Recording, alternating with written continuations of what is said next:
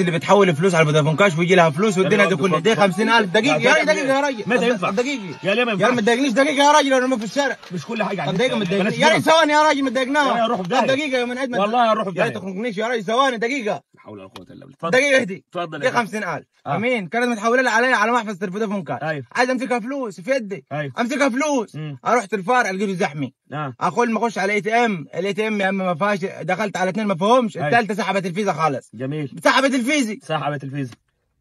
دقيقة يا ممجد ما كل واحد ياخذ حقه يا ممجد ماجد سيدك ايوه ماجد سيدك ايوه يا باشا الموضوع مش مستاهل ده كله يا عم لا مستاهل يا عم مستاهل وزيادة اركب اقدر بعد اذنك لا يعني كل واحد ياخذ حقه طب انزل اشرب لا ما جوا العربية عشان عشان الصوت التراكسات والدوشة في الشارع اركب اقدر بعد اذنك عن كل واحد ياخذ حقه لميت علينا يا عم دقيقة بس ثواني يا عم دقيقة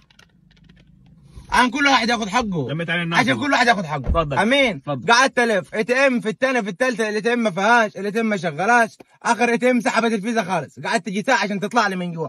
رحت لواحد بتاع كشك ابو العمه ما انا فيه 50,000 خالي بعتها عدي لامي اسحبها لي من الخط عايزها فلوس قال اخذ عليه 750 جنيه يا ولد ده باليوم مش 500 جنيه في مكان قال لا عليه 750 عجبك ده النهارده الجمعه وكده كده اصلا ما فيش فلوس قشطه حد ما الراجل دي قال لي ده هنروح لعمك امجد البنك يا ابوي مين عمك امجد البنك دي قال لي ده في شارع 15 في شارع الشريف ايوه رحنا لعم امجد خد كم مننا عم امجد على ال 50,000 250 جنيه 250 جنيه طب ده علشان اني وايب ولا ده السعر اللي انت شغال بيه؟ لا انا شغال بنص في المية والفرع شغال ب1%، انا ارخص من الفرع. طب ما انا بنروح فودافون ما يسحب 1% يعني 50,000 دي ياخد عليها كام 500 ما انا عشان كده انا مسيطر في سواق في الحوار ده. طب يعني انت ارخص من الفودافون نفسي؟ قلت لك ارخص من الفودافون نفسها. شفت يا سيدي صدقت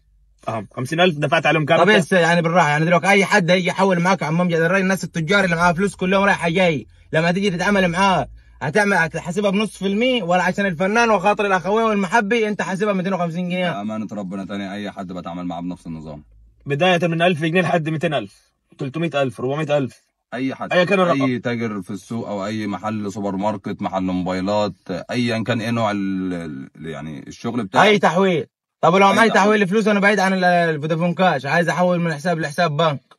احولهم لك حتى لو انستا باي حتى لو حساب بنكي اي حاجه اي رقم اي رقم. طب ما ليه قاعدنا نحن ويا وقفك طابور انت في البنك وتستنى خميس وجمعه اجازه وسبت اجازه وتقعد في زحمه يعني الراجل ده امان الامان كده يعني مشهور بامجد البنك في سواق شارع 15 في شارع الشريف حبيبي. امجد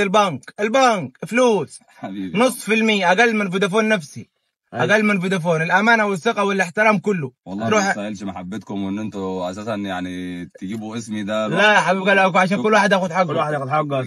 هو انت الموضوع ما فيهوش داعي انت بتدي له فلوس وتدي له الرقم وبس خلصنا يعني ولا اي اشتغالات ولا اي موضوع زين والله الكلام ده زين ان انتوا تطلعوا معايا ده احنا اللي شرفنا صفحتنا نورت النهارده يا ممجد والله العظيم حابب تقول اي حاجه؟ لا ربنا يبارك فيكم ويخليكم ابقى ابعت لي رقم التليفون والصفحه نسيبها في الكومنتات عشان اي حد عايز يحول فلوس او يودي او يجيب يعرف يتواصل معاك بسهوله. فوق راسي. طب اللي عايز يوصل لك ازاي بقى عم جد اوصف لنا بس العنوان. ما انا لسه قايل انت هتجوز مش قلت لك انا هنحط الرقم والصفحه. شارع عبد الحليم محمود متفرع من شارع الشريف اول شارع شركه السلام للاجهزه الكهربائيه. ورقم التليفون ده ايوه فينك اوصل لك بسهوله على طول. عايز تصور يافطه المحل هي موجوده. وادي المكان يا جدعان عشان اللي عايز يتواصل معاه او يجي